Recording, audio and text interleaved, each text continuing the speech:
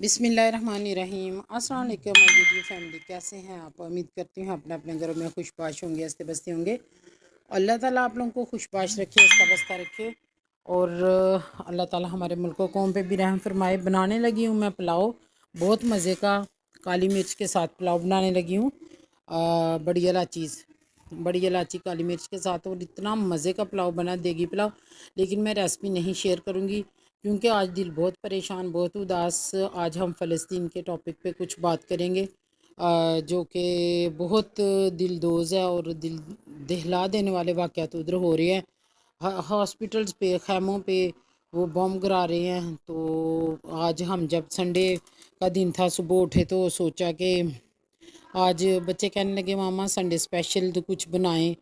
تو بس ایسے میرے ذہن میں ایک دم نیوز میں سنا نا کہ جو خیمے ہیں جہاں لوگ آباد ہیں، رہائشی خیمے، تو ادھر بھی وہ بم گرا رہے ہیں۔ تو دل نا ایک دم بڑا باہر آیا۔ بینگ مسلم، ہمارا انسانیت کا ناطہ، مسلمان بہن بھائی ہمارے مسلمانوں کا ناطہ، تو اس حوالے سے دل بہت پریشان ہوا کہ ہم کس طرح الحمدللہ اپنی زندگیوں میں پرامن طریقے سے اٹھتے ہیں، کھاتے پیتے ہیں، normal, Hare every thing is okay. تو ان لوگوں کا کیا ہے جو بچے ماؤں سے، مائیں بچوں سے، بہن بھائی والدین بچوں سے، ایک دوسرے سے سارے رشتے بچھڑ گئے، کچھ ہمیشہ کے لیے بچھڑ گئے، کچھ جدا ہو گئے ویسے کہ تو اس طرح کر کے، تو بس اس سلسلے میں نے پھر یہی سوچا کہ میں ویڈیو تو بناؤں گی، لیکن میں بس اپنے آج کی ویڈیو اپنے فلسطینی بہن بھائیوں کو نام کروں گی، ان کو پیغام دوں گی، ان کے لیے اپنے چھوٹے سے پلیٹ فارم کے ذریعے کہ خدارہ ان کی مدد کریں، ان کے لیے آواز اٹھائیں۔ تو کہتے ہیں نا کہ برائی کو روکنے کے مختلف طریقے ہیں، اور سب سے جو کمزور طریقہ ہے وہ یہ ہے کہ اس کو دل میں برا کہیں۔ تو یہ اسرائیلی یہودی، اللہ تعالیٰ ان کو تباہ برباد کرے۔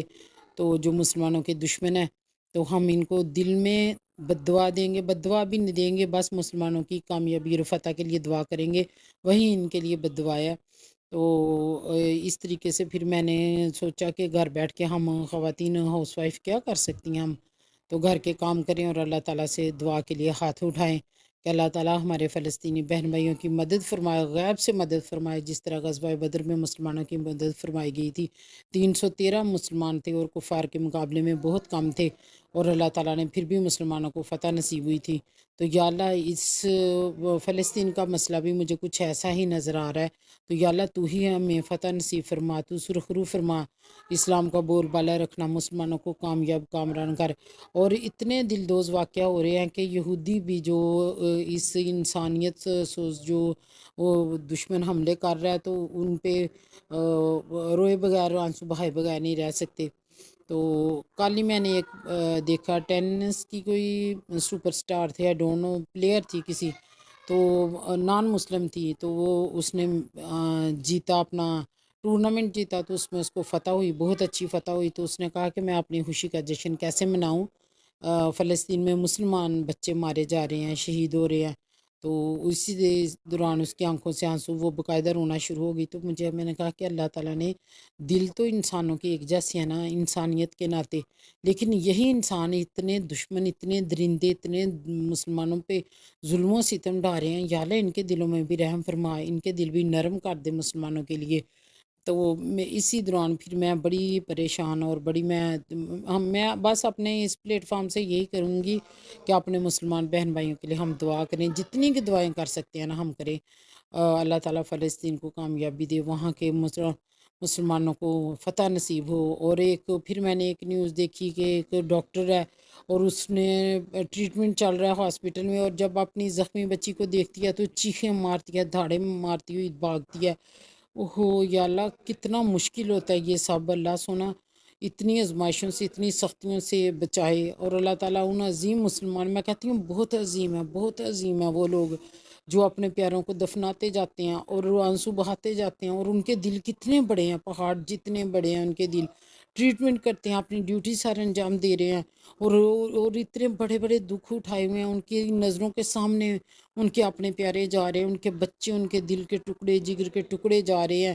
ان کو سسکتے ہوئے موت کے منہ میں جاتے ہوئے دیکھتے ہیں، اور پھر بھی وہ اپنے فرائض سر انجام دے رہے ہیں۔ اللہ تعالیٰ انہیں کامیابیاں دے، مزید ہمت دے، حوصلہ دے، اور اللہ تعالیٰ جو شہید ہو گئے ان کے درجات بلند بلند فرمائے۔